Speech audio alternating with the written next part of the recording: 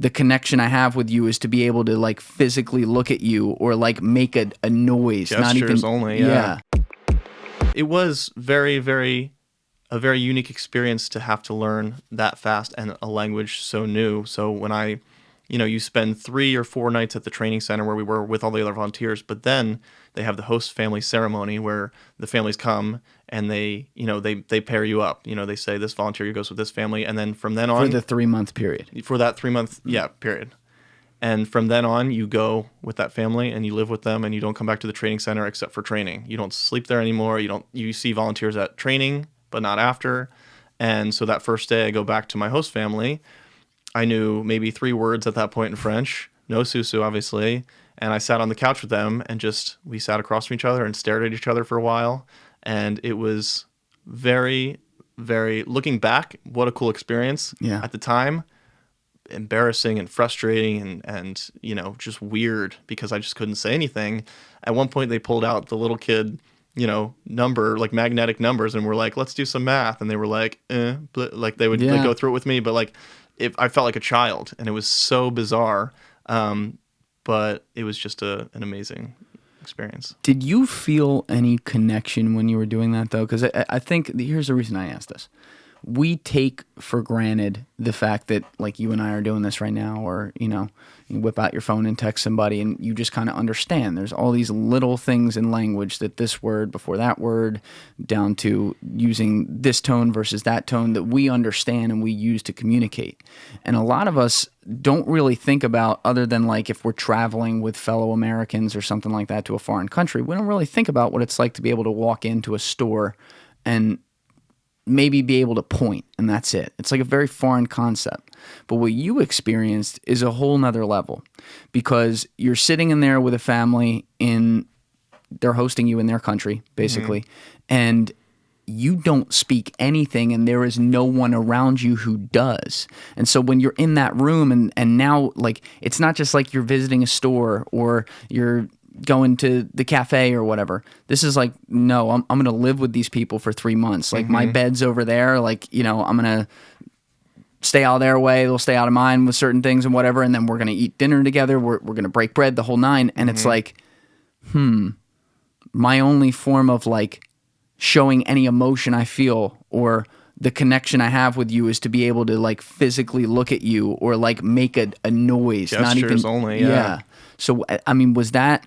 It sounds like it was obviously a shocking experience. I'm sure it would be for anyone. But was there any, in that first meeting in particularly, was there anything in you that was like, hey, we do, even if we can't talk to each other, we understand each other and there's this connection we have? 100%. Yeah. I mean, they were there to teach me everything that I needed to know. They were there to teach me how to clean my clothes, how to wash my room, how to cook the food that they cook. Everything, and the language as well. They always wanted me to learn Susu. Although I was learning French at the time, they wanted me to jump right to their language, and so that was a little bit frustrating. But that was also kind of cool. But yeah, all gestures, and there was 100% a connection there because, especially with my host sister, she took the best care of me. She took me everywhere. She's the one who introduced me to everyone. How old was she? 15, I think, at the time when I got there. So she was just like, we got along so well. We joked a lot. We laughed a lot. That's the whole, a lot of connection. When I couldn't come up with a word to say to her, we would just start dying laughing. So it was just things like that, small things where you could, that there's this connection there. It's not weird or awkward as long as you just kind of roll with it. And you can't, there are times where I got frustrated and just like went off by myself. It's like, I can't deal with this right now. But a lot of the times you just kind of have to accept that it's going to be weird. And I think that is what has helped me from then through the future be in any uncomfortable situation and just be okay with it. Just acknowledge, be conscious that it's uncomfortable, but just kind of sit in it and just like, you're going to get through it. So that's, I can't imagine a situation where I could ever be more uncomfortable than that. I can't think of one. I mean, a common one that a lot of people have is the idea of like being on a stage with everyone looking at you. Maybe for some people just being on the stage at all, but then being on the stage and not performing or doing exactly what you're supposed to do or doing it wrong and all that attention. But again, a stage is something you walk onto. You can walk off. Right. You can leave.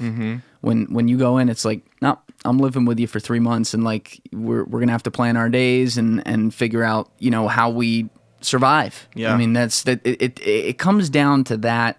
That's what's so amazing about your experience and hearing you talk about it. Like, hey, there's so much more I can get out of it than I can give. I mean, this is part of it.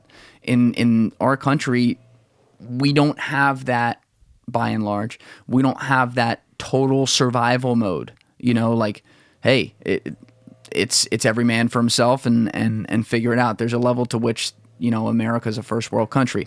When you are being thrown into a third world country with people who do not understand you, don't see people who look like you in that way. I mean, we'll definitely talk about that. And you're a white guy in a black country, and you can't even go back and forth with them at all, and you're just a kid out of college. I mean, that mode that has to be activated is a form of like, okay, now I'm going to think about where I get my meals and when I get them and make sure they're going to be available. Now I need to be able to communicate that, like, hey, I got to sleep at this certain time, and I got to make sure, like, hope that my host family is a good host family and they understand this even if I can't tell them that. Yeah, there were so many things that made the training aspect so difficult that you didn't recognize at the time, but other volunteers who would come train us that were already at their site would be like, you guys, once you get to your site, there's so much more freedom, you're so much more comfortable, it's going to get better, just get through training, training's brutal. And now looking back, like, yeah, you're just sweating all the time, and you're, you know, shitting yourself all the time because the food and the water that you're eating is all brand new, and you're uncomfortable and you can't speak to people, and the training goes from, you know, 8 to 5 at night, then you have to go right back to your host family where it feels like more work because you're just always struggling to communicate and but also kind of try and enjoy the experience at the same time. It was just a lot all at once.